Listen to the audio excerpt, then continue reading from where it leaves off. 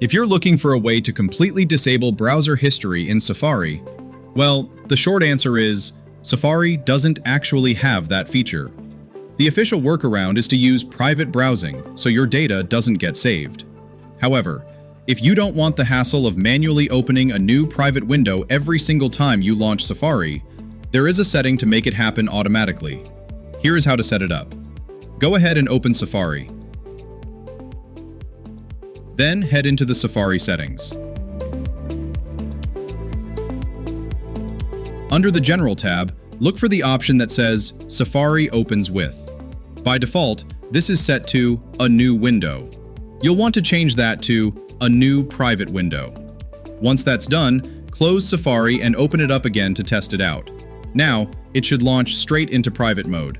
You'll know it's working if you see the words Private Browsing or just Private displayed in the top menu bar. Also, if you need to wipe your old browsing data, just go to the Safari menu and select Clear History. From here, you can pick the time frame you want to delete. To wipe everything, just select All History and then hit the Clear History button. I hope this video answered your questions. If you found this helpful, please don't forget to drop a like for the Easy Tech Step channel. Catch you in the next video.